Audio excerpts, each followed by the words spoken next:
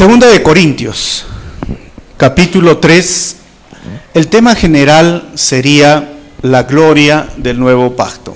Una de las cosas que nosotros necesitamos recordar es que, si se pueden venir para este lado, es que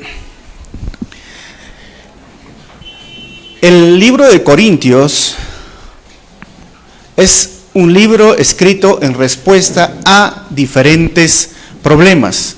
Uno de esos problemas se suscitaron porque surgieron falsos maestros o personas que se hacían llamar maestros, quizás algunos apóstoles, porque esto lo menciona en Primera de Corintios, personas que creían y sentían que Dios los había llamado cuando realmente sus obras, sus hechos, mostraba que no lo hacían.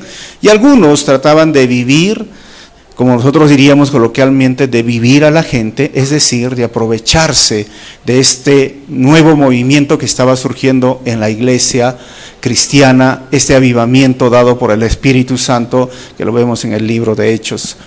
Pareciera que en el contexto, cuando vamos a leer 1 Corintios y 2 Corintios, era natural que habían personas, predicadores que se les llamaba, que iban de pueblo en pueblo.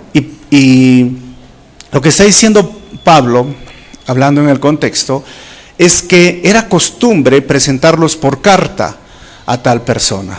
Algunas iglesias tenían, yo me acuerdo cuando era niño, esta costumbre. Si un predicador venía, tenía que presentar su carta dada por la iglesia o el pastor, quien emitía esta carta con su firma y sello, ¿no? Hoy, con tanta tecnología, podríamos decir, por WhatsApp o Facebook, tú puedes recomendar a un hermano. Por esto es que antiguamente también había muchas personas que engañaban a la iglesia, se falsificaban cartas y se hacían llamar pastores o evangelistas y iban engañando de iglesia en iglesia, y como no había mucha comunicación, porque recuerden, yo estoy de esa época cuando existía un solo teléfono en Arequipa, imagínense, para llamar a larga distancia. Llegabas al lugar, había una cabina y esperabas una cola, entonces era increíble, ¿no? ¿Se acuerdan de esa época? Bueno, me siento viejo ahora, pero hoy día las comunicaciones, las redes sociales, la globalización ha hecho que todo esto se acorte. Pero en el tiempo de Pablo era igual, cartas, y parecía que estaban falsificando las cartas, y Pablo va a hablar de esta carta, de esas cartas, pero también va a hablar de un tema que es muy importante que nosotros podamos entender: la gloria del nuevo pacto. Y es donde vamos a ir viendo que este capítulo está dividido en dos partes. Del versículo 1 al versículo 6 vamos a ver la carta de recomendación de Pablo, la cual la estaban cuestionando y diciendo, pero si Pablo realmente es un apóstol, a ver, ¿dónde está su carta? Llegaron a ese punto y Pablo va a escribir del versículo 1 al 6. Luego vamos a ver un contraste entre el antiguo pacto y del nuevo pacto, porque Pablo quiere que entiendan que ellos son parte de algo mucho más glorioso de lo que ellos estaban tratando de minimizar. ¿Ok? Entonces, versículo 1 al 2, Pablo y su carta de recomendación. Versículo 1 dice, ¿acaso comenzamos otra vez a recomendarnos a nosotros mismos? ¿O acaso tenemos que presentarles o pedirles a ustedes cartas de recomendación como hacen algunos? Entonces Pablo comienza claramente como les estoy explicando, y la palabra griega que se traduce como recomendarnos es simplemente presentarse. Es básico cuando las personas no te conocen, ¿verdad? Cuando viene alguien, un visitante para predicar, decimos, mira, tal persona tiene su nombre, es tal, su apellido, es pastor o está estudiando, tiene familia, no tiene familia. Esto es cuando no nos conocen. Tenemos que presentarnos. Y a Pablo curiosamente le están diciendo, oye, tienes que presentarte, pero Pablo dice, pero ¿de qué me voy a presentar si son ustedes el fruto? Y miren lo que les va a decir. Pareciera que en ese momento era esto el tema. 1 Corintios 16, 3, no sé si están saliendo las diapos, ¿no? Luego, cuando llegué, dice, daré cartas de presentación a los que ustedes hayan aprobado y los enviaré a Jerusalén con los donativos que hayan recogido. Entonces, 1 Corintios también usa esto. Habían personas que recibían cartas y Pablo los recomendaba, entonces era la costumbre. Y por eso A Pablo se atrevieron a pedirle esto. Versículo 2, ustedes mismos, dice Pablo, son nuestra carta, escrita en nuestro corazón, conocida y leída por todos. Entonces Pablo a su pregunta o a su acusación de decirle, ¿dónde está tu carta?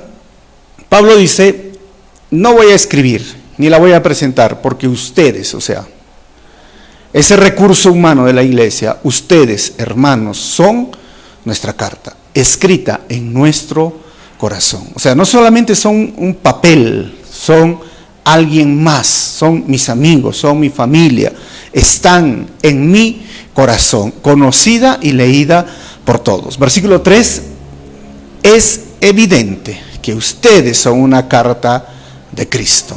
Miren lo que les dice Pablo. Expedida por nosotros, escrita no con tinta, sino con el Espíritu del Dios viviente. No en tablas de piedra, sino en tablas de carne en los corazones. Entonces, si alguien tendría que presentarse, no debería de ser Pablo. Dice, ¿por qué? Porque uno, ustedes son, y los tengo en mi corazón, pero también recuerden que no ha sido escrito ningún mandamiento, nada en un papel, sino que está dentro de ustedes. Pablo está usando lo que un día nosotros llamamos la transformación, el cambio, la regeneración en la vida de una persona. Recuerden, solo Cristo puede transformar vidas. Recuerdan cuando Pablo estaba persiguiendo a la iglesia, Pablo de camino a Damasco vio una luz resplandeciente, se cayó y fue en ese momento que su vida fue transformada y cambiada. Y solamente esto, ese hecho, ese milagro, el hecho de conocer el Espíritu Divino, el Espíritu Santo, cambió y transformó sus vidas. Y dice Pablo, esta es la carta, esta es la prueba, estos son los frutos, las vidas transformadas de ustedes, los corintios, son las cartas. Porque Dios no escribió con tinta en un papel, las puso ¿dónde? En su corazón. Hermanos, no somos cristianos por hacer o dejar de hacer cosas exteriores. Somos cristianos porque hay una transformación y hay un cambio y debe de haber en nuestro interior. Cuando las personas hacen las cosas por un cambio externo, por querer portarse bien, difícilmente van a mostrar realmente la gloria de lo que se trata el Evangelio o la vida en Cristo. No se trata el Evangelio de ser buenas personas. Si la meta fuese ser buenas personas, oye, la mayoría de religiones busca esto. Y aún el humanismo busca esto. Se trata de que tú puedas tener un cambio basado en un conocimiento, un encuentro personal con Cristo y que las letras de sus mandamientos estén escritos en tu corazón y desde tu interior a tu exterior salen esos cambios y tu vida es transformada. De eso se trata el cristianismo. Miren, Jeremías 31:33, y Pablo sabía esto y lo está usando, dice el profeta, este es el pacto que después de aquel tiempo haré con el pueblo de Israel, afirma el Señor. Pondré mi ley, ¿dónde? En su mente. Y la escribiré, ¿dónde? En su corazón. Yo seré su Dios y ellos serán mi pueblo. Esto es lo más importante que tienes que entender esta noche. ¿Cómo sé que tú eres cristiano? ¿Cómo sé? Ahora hablando a los pastores, ¿no? Que tú eres pastor. Ah, no, a mí me eligieron, no había nadie más y yo tengo que ser pastor. ¿Cómo sé que tú eres misionero? No, es que no había nadie para ir y bueno, yo no tenía nada que hacer en la vida y me fui de misionero. ¿Cómo sé que eres siervo del Señor? Bueno, estaba aburrido en mi cama mirando televisión y dije, bueno, alguien dijo, mire, vamos a mandar a tal país. Dije, yo quería conocer ese país y estoy misionero. No. Pablo dice, si un día vamos a presentar el ministerio y me voy a presentar como apóstol, ustedes son la prueba. Ustedes son esa carta viviente, viva.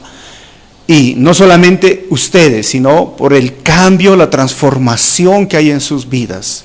Porque créeme, hermano, que si tu vida, desde que has conocido o desde que has llegado a esta iglesia, o desde que has abierto la Biblia, o desde que el Señor tocó tu corazón, no ha sido transformada, créeme, yo dudaría, ¿realmente conoces al Señor?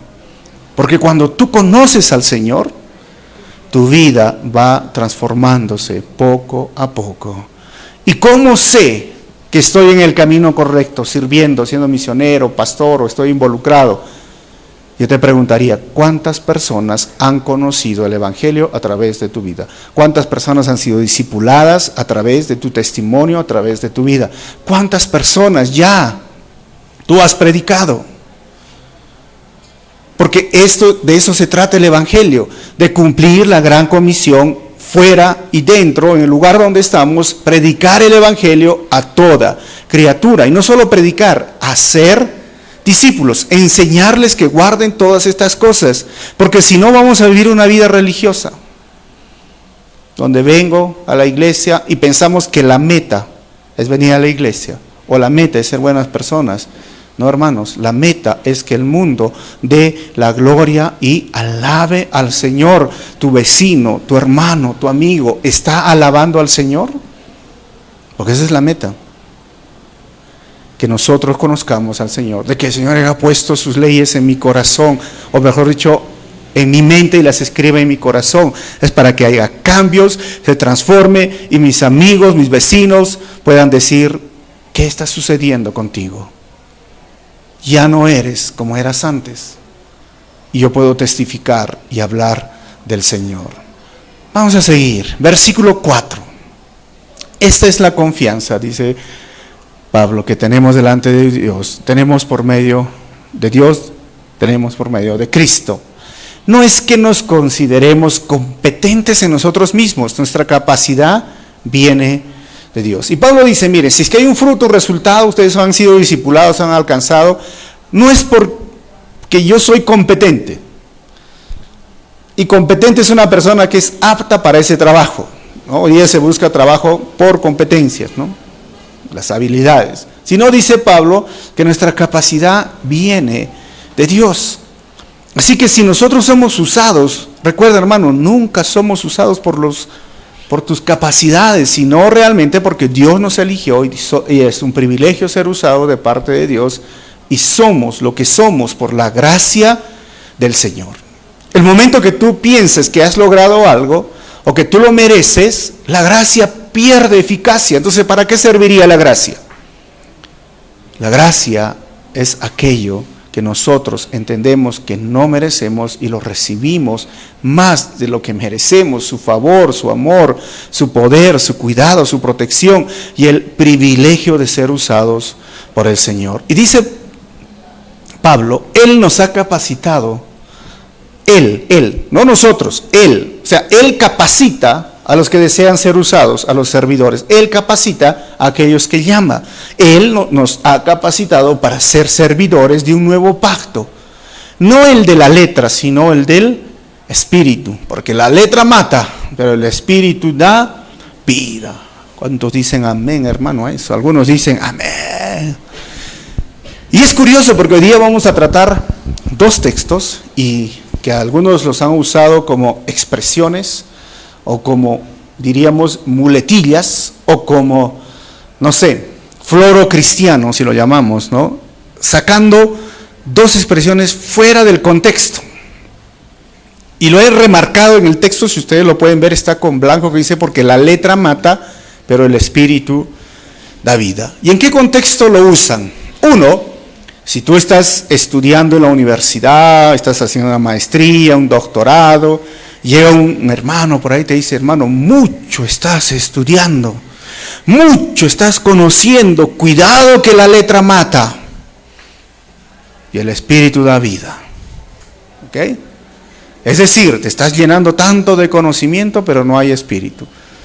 Otra de las veces que he escuchado esto es que si tú tienes el anhelo de ir a un instituto bíblico, un seminario, y alguien por ahí dice, no, este ya se cree, ¿no?, que sabe todo. Cuidado que la letra mata.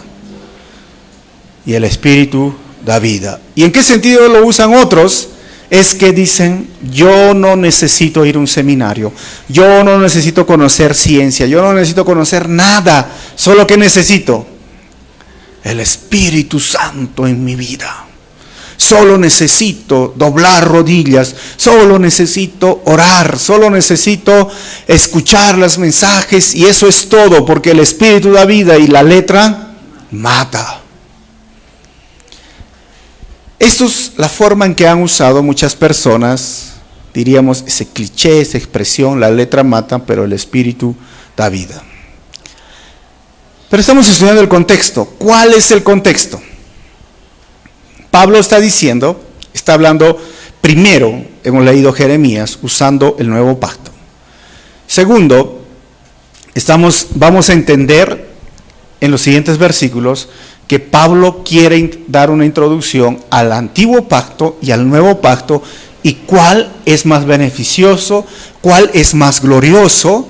Eso no significa que el antiguo pacto no funciona, no está al 100% efectivo hoy en nuestras vidas, porque recuerden que la ley fue escrita y la ley no es mala, dice Pablo, sino que la ley tuvo un propósito. El antiguo pacto tuvo un propósito que ya pasó. Hoy estamos en un nuevo pacto y ese nuevo pacto es glorioso. ¿Por qué? Por los beneficios que trae y el alcance que trae. Entonces, Pablo está diciendo que por la gracia nosotros hemos sido capacitados para ser servidores de un nuevo pacto. No el de la letra, sino el del Espíritu. ¿A qué se refiere con la letra? No, pues dice porque la letra mata. Pero Pablo, ¿qué letra? Pero el Espíritu da vida. Pues la letra que venía con la ley. La letra mata, hermanos, de dos maneras. Primero, resulta en una muerte en vida. Repito, resulta en una muerte en vida. ¿Por qué?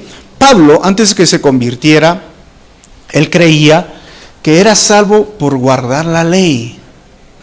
Pero todo lo que hizo la ley fue matar su paz, su gozo y su esperanza. ¿Por qué? Porque él mismo dice, yo queriendo cumplir el mandamiento, me di cuenta de algo. Los miembros de mi cuerpo, mi mismo cuerpo, no querían cumplirlo. Y en ese momento yo tenía un conflicto. Quería hacerlo, pero al final no lo hice, no lo hacía. Y esto me mataba, me frustraba, me desanimaba y me sentía triste. No tenía gozo, no tenía paz, no tenía esperanza. Entonces, Pablo, ¿eso significa que el mandamiento es malo? No, el mandamiento es bueno. Los mandamientos de Dios son buenos porque los mandamientos de Dios nos ayudan a vivir en comunidad. Cuando dice la Biblia, no mentirás, por ejemplo, un ejemplo sencillo, o no matar, ¿eso es bueno o es malo? No mentir, ¿es bueno? No mentirás, ¿es malo? No, es bueno. ¿Te gusta que te mientan? No, a mí no me gusta que me mientan. Pero resulta que mentiste. Ay, y ahora, según la ley, quebrantaste la ley. La rompiste la ley. Tú dices, pero no quería mentir, pero mentiste. La ley dice no robar. Oye, pero robé cuando era niño, cuando era adolescente. Quebrantaste la ley. ¿Y ahora qué hago? No hay paz, no hay esperanza, no hay gozo. No mirarás o desearás a la mujer de tu prójimo, pero ahora ya miré, ¿qué hago? Rompiste la ley. O sea, la ley no es mala. Pablo dice, pero encontré un problema. Mi cuerpo, mi mente, los miembros de mi cuerpo no querían obedecer la ley. Por lo tanto, esa letra de la ley me mata. Ese mandamiento me mataba. Resultaba en una muerte en vida. Y lo segundo, como resultaba en una muerte en vida, resulta en muerte espiritual. ¿Por qué? La incapacidad para guardar la ley a perfección le sentenciaba a una muerte eterna. La ley era así, condicional, no la cumplías, muerto. A eso se refiere Pablo cuando dice la letra mata, no al conocimiento, hermanos, no al estudiar la Biblia en un seminario, un instituto bíblico, no al conocimiento de ir a una universidad. Más bien yo pienso que si tú vas a un seminario o tú empiezas a estudiar más la Biblia, no deberías sentirte orgulloso, al contrario, deberías de parecerte más a Cristo. Así que no hay que tenerle miedo a estudiar y a conocer la palabra. Pero recuerden, hermanos, solo Jesucristo, a través del Espíritu Santo, puede producir vida eterna en todo aquel que cree para la vida eterna. Solo Jesucristo. La letra mata, pero el Espíritu da vida. Versículo 7, vamos a avanzar, la segunda parte. Vamos a ver este contraste entre el Nuevo Pacto y el Antiguo Pacto.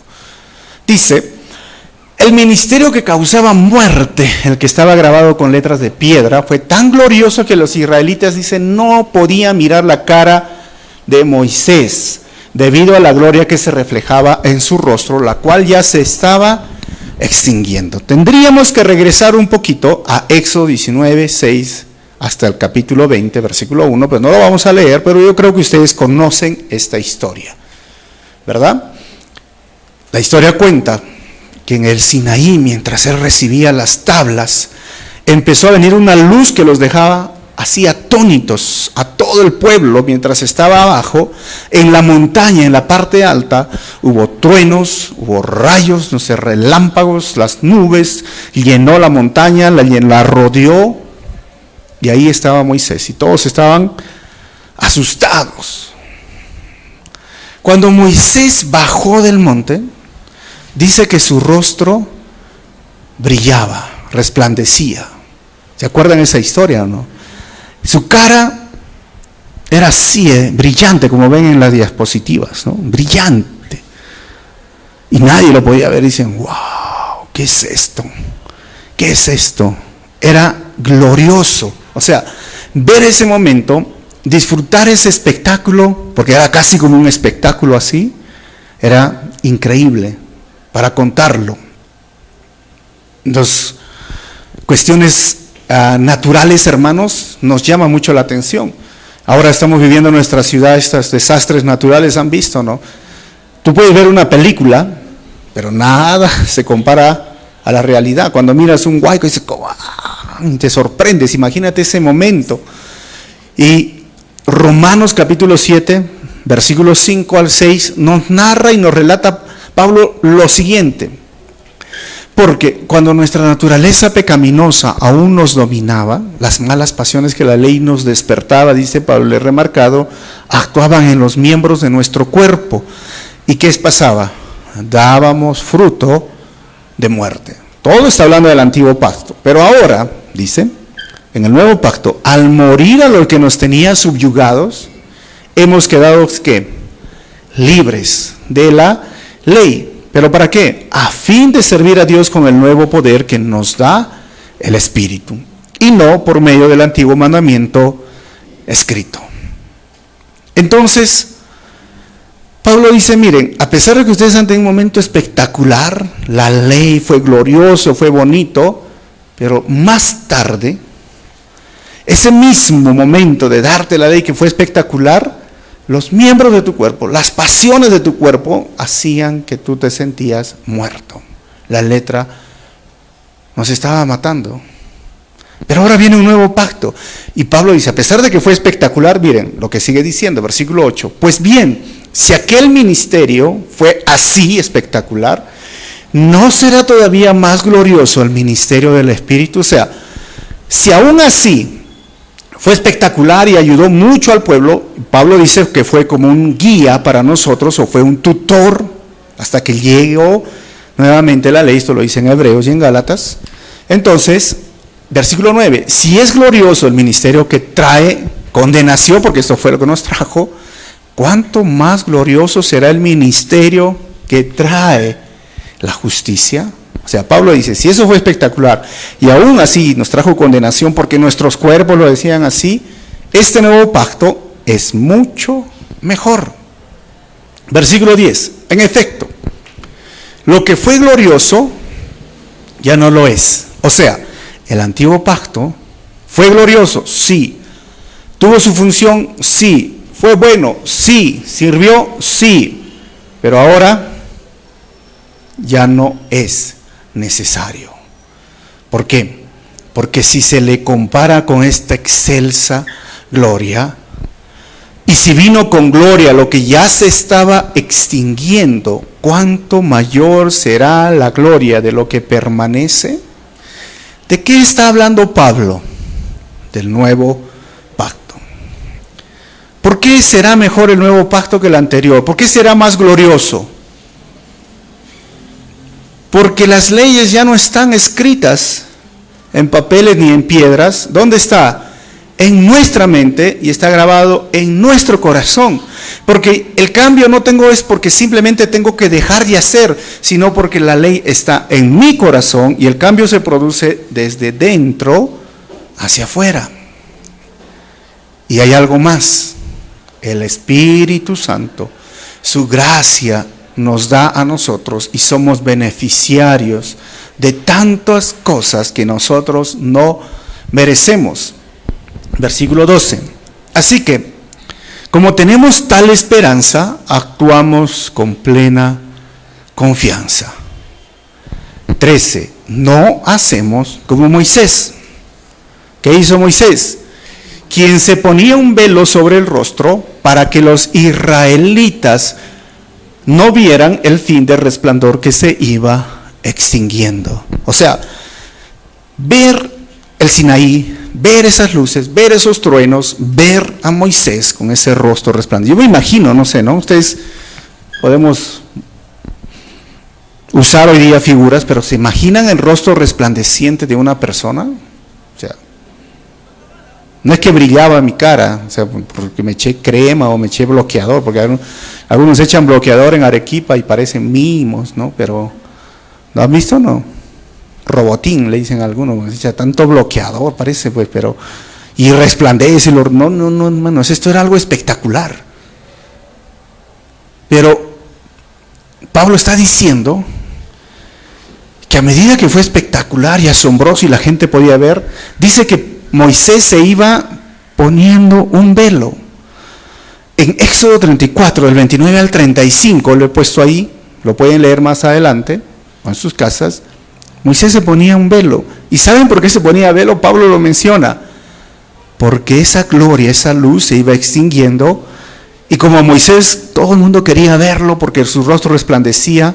Pero él se daba cuenta que cuando se miraba al espejo, su rostro dejaba de brillar menos y menos. Esa gloria se iba desapareciendo hasta quedar normal. Entonces Pablo dice, miren, fue glorioso, fue espectacular, pero se fue desvaneciendo, ahora comparado al nuevo pacto. Versículo 14. Sin embargo, la mente de ellos se embotó, de los judíos, de modo que hasta el día de hoy tienen puesto el mismo velo al leer el antiguo pacto. El velo no les ha sido quitado porque solo se quita en Cristo. Ahora Pablo usa esa analogía y la compara y dice, así como Moisés se puso el velo para que no lo vean, y esa gloria se iba desapareciendo, hoy la mente de ellos, de muchos judíos, se embotó. O sea, hasta el día de hoy, muchos, cuando leen el antiguo pacto no se dan cuenta. Cuando tú vayas a Jerusalén, amén, por fe, hermanos, o no, cuando vayas. Recuerdo mucho a un amigo compartiendo. Le decía a un judío, ¿tú has leído Isaías 53? Le decía, sí he leído, habla del Mesías. Y le decía, ¿y no crees que el Mesías es Jesús? No es Jesús. Pero mira, Jesús cumplió esto. No. Y ustedes pueden ver, inclusive hay videos en YouTube, dice cómo evangelizar a un judío. Y usan Isaías 53, usan mucho de las profecías, los salmos mesiánicos y todo, diciendo, es Jesús. Hay una respuesta de algunos, pero la gran mayoría, es como si tuviera un velo. El velo, al leer el antiguo pacto, Pablo dice, se les fue puesto, igual como Moisés. Y luego dice, el velo no les ha sido quitado. ¿Por qué? Porque solo se quita en Cristo. Pablo se está refiriendo a los judíos, pero créanme, también Pablo va a hablar más adelante, donde el príncipe de las tinieblas ha cegado el entendimiento de sus familiares, de sus amigos. Puede ser de tu papá, de tu mamá. Porque si tú alguna vez le has compartido el Evangelio y tú le dices, pero mira, preparas tu mejor sermón, le dices, mira, te va a esperar la condenación o el amor de Dios. ¿Y qué te dicen ellos? Ah, sí, te respeto tus opiniones, me gusta cómo piensas, yo sabes qué, déjame con mi religión. Pero se trata de vida o muerte, que hay un velo. Pero Pablo da la solución. ¿Y qué dice? Se quita en Cristo. Y debemos de entender que esto es una obra del Espíritu Santo. Y si es una obra del Espíritu Santo y es una obra de Dios, ¿qué debemos de hacer nosotros? Hermano, ora. Antes de predicar el Evangelio, ora. Ora y pide a Dios misericordia por la salvación de tus amigos, de tus familiares. Pídele al Señor, Señor, ten por favor compasión y sálvalos, rescátalos. Porque no es tu sermón, no son tus mejores palabras ni tus lágrimas que va a convencer a ellos. ¿Sabes qué es? El poder del Espíritu Santo. Y mientras tanto, ¿qué más puede ayudar? Que tú seas una carta abierta, un testimonio de cómo es la vida en Cristo. Cuando los judíos hoy día abren los rollos, que lo besan, lo abren, lo leen, dice Pablo, todavía tienen un velo. Versículo 15, hasta el día de hoy, siempre que leen a Moisés, miren, el velo les cubre el corazón. Qué triste, ¿verdad? Por eso necesitamos orar por ellos. Versículo 16, pero cada vez que alguien se vuelve al Señor, ¿qué dice? El velo es quitado. Hermanos, es una obra del Señor. Ojo, la promesa, Mateo 28, versículo 19, y dice el 20, y yo estaré. Cuando tú hables, cuando tú evangelices, cuando tú prediques, yo estaré con ustedes todos los días hasta el fin del mundo. Así que cuando predicamos no es que yo predico mis propias fuerzas, no, yo tengo que entender, Dios está conmigo. Y es el Espíritu Santo quien va a tocar esa vida. El velo ha sido quitado, ha sido rasgado. En el templo había un velo que dividía el lugar santo del lugar santísimo. Cuando Jesús murió, esto se rompió de arriba hacia abajo, explicando la salvación que viene de arriba y ha llegado a la tierra, hacia abajo. Y ese velo que ha sido descubierto solo en Cristo nos da acceso hacia su misma presencia. Por eso dice el versículo 17. Ahora bien, el Señor es el Espíritu. Y donde está el Espíritu de Dios, allí hay libertad. Amén. Otro versículo que ha sido tergiversado, ¿verdad? Otro que ha sido como un cliché y les da autorización, pero es el Espíritu Santo quien está tocando y no importa si ladras como perro, no importa si te das, no sé, 50 volantines aquí, no importa lo que hagas, porque donde está el Espíritu de Dios, ¿qué hay? Libertad. Y empieza un grito de guerra, un grito de comando, no sé, no sé, y podemos hacer cualquier cosa, porque donde está el Espíritu de Dios, ¿qué hay? Libertad. Miren cómo lo han sacado fuera del contexto. Pablo, ¿de qué libertad estás hablando? De la libertad de entrar a la presencia de Dios, porque sola una vez al año el sumo sacerdote entraba al lugar santísimo. Pero ahora el velo ha sido rasgado, ahora entramos en un nuevo pacto y tenemos libertad para estar con nuestro Señor. Libertad, hermanos, no es desorden. Libertad, como dice acá, no es desobediencia a lo escrito en la palabra. Pablo claramente en Corintios dice, todo sea en orden, decentemente. Pero hay libertad. Pero esa libertad, si desobedece a la palabra de Dios, si empieza en desorden, ¿de qué libertad estás hablando? Porque la libertad que está refiriéndose a este versículo es de la libertad de yo entrar al lugar santísimo para tener comunión con mi Señor. Así que el versículo 18, ya estamos terminando, dice así: todos nosotros, que con el rostro descubierto, ahora todos miren como Moisés, reflejamos como en un espejo la gloria del Señor. ¿Por qué? ¿Por qué todos nosotros deberíamos reflejar como un espejo la gloria del Señor? Porque hay libertad. ¿Pero libertad para qué? Para entrar al lugar santísimo, para entrar al lugar donde la presencia del Señor es hoy día alcanzable y yo puedo compartir. Así como Moisés tuvo la libertad de entrar a ese monte sin nadie subir, y la gloria del Señor se quedó en su rostro, porque no todos los judíos podían estar. Dice la Biblia que si alguien tocaba ese monte, moría inmediatamente. Si un animal por casualidad, la ovejita se iba, moría. Pero hoy tenemos libertad. Por eso es un mejor pacto, porque tú y yo tenemos libertad, pero esa libertad trae una responsabilidad, dice Pablo, que es reflejar como un espejo la gloria del Señor. Es decir, somos transformados a su semejanza con más y más gloria por la acción del Señor, que es el Espíritu. ¿Cuál es la responsabilidad?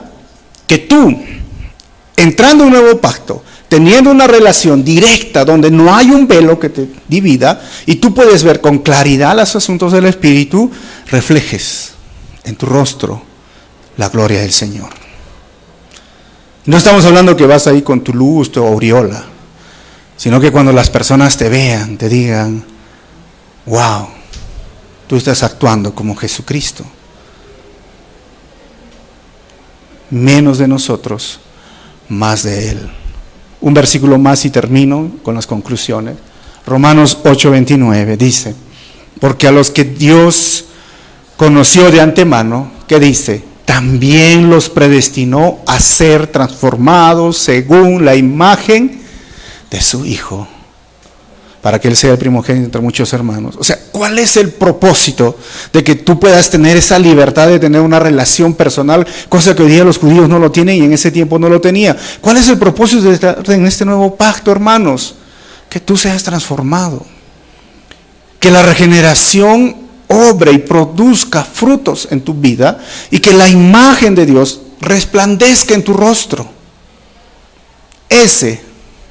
Para eso Dios te predestinó, para eso Dios te llamó, para eso Dios te santificó y para eso Dios te glorificó, para que tú seas su imagen. Porque los cambios se producen de dentro. ¿Por qué? Porque las leyes del Señor están en mi mente, están grabadas en mi corazón. Pero si han pasado años y no hay cambios en tu vida, preocúpate, hermano, yo te digo, ¿realmente el Espíritu Santo está obrando en tu vida? ¿Realmente puedes conocer del Señor y entender este principio de ser transformados a su imagen? Eso es un proceso, ¿sabían? Poco a poco es el proceso del ya, pero todavía, ya soy santo, pero todavía, o sea, ya. Conclusiones finales. Primero, nuestra carta de presentación son los frutos y uno de ellos es ver cuántas personas han sido discipuladas por ti, hermanas. Ha pasado el 2018. ¿A cuántos has compartido el Evangelio? ¿Cuántas personas has discipulado? Y esto no es una obligación porque esto nace en el corazón. ¿Por qué? Porque soy transformado a su imagen. Más y más. Número 2. Por la gracia de Dios somos usados y Él nos capacita. Amén. No somos usados por nuestras capacidades, sino Él por su gracia. Y número 3. Vivimos en un mejor pacto donde podemos ver la gloria de Dios día a día. Y ver esa gloria debe de transformar nuestra vida. Debe de cambiar, hermanos.